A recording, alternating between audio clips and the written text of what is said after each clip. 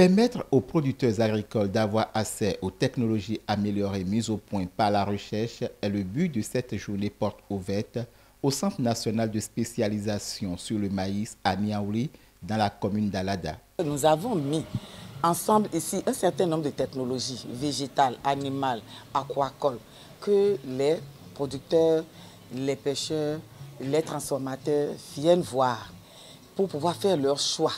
Le but final, c'est l'accroissement du revenu des producteurs, l'accroissement de leur production pour qu'ils puissent vendre et qu'ils puissent consommer eux aussi en quantité et en qualité.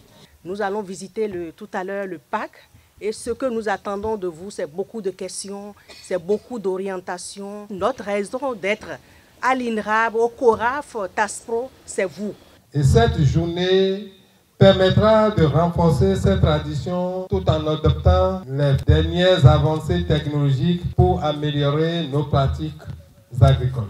Ces résultats qui sont à l'honneur découlent de l'exécution du programme Technologie et Innovation agricole pour l'accroissement de la résilience des systèmes de production et d'exploitation familiale en Afrique de l'Ouest et du Centre au Bénin. Si je mets dans les livres que j'ai 2 tonnes à l'hectare, c'est dans les livres. Mais si j'arrive au champ et je vois, c'est autre chose.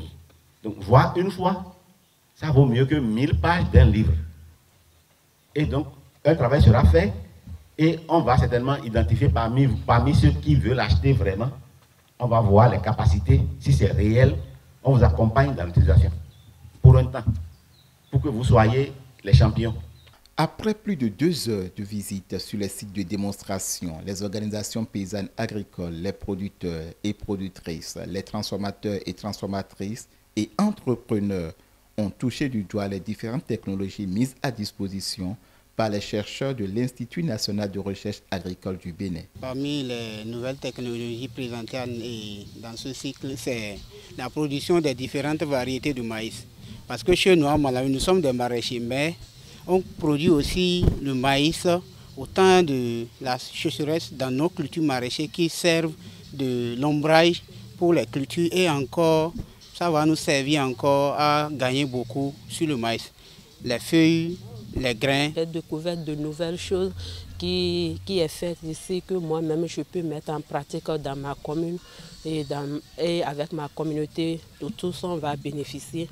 Par exemple, ce qui m'a beaucoup impressionné, c'est que la production de riz au bas-fond, parce que nous les productrices, on croit que le riz se fait toujours dans l'eau. Voilà que ici à INRAB, avec les parcelles de démonstration, on a vu que les riz sont produits au bas-fond. Donc nous-mêmes, on peut mettre en pratique cette technique-là. Pour une première édition, c'est une très bonne chose.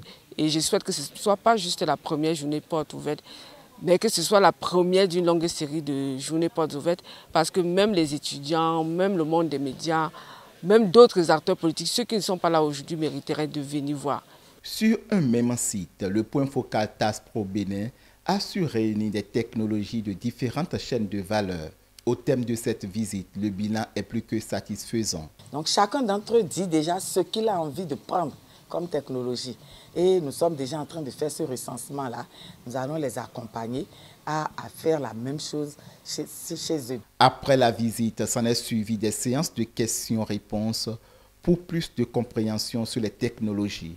L'occasion fut propice pour le programme TASPRO d'appuyer plusieurs coopératives agricoles à travers la donation de divers équipements d'usage.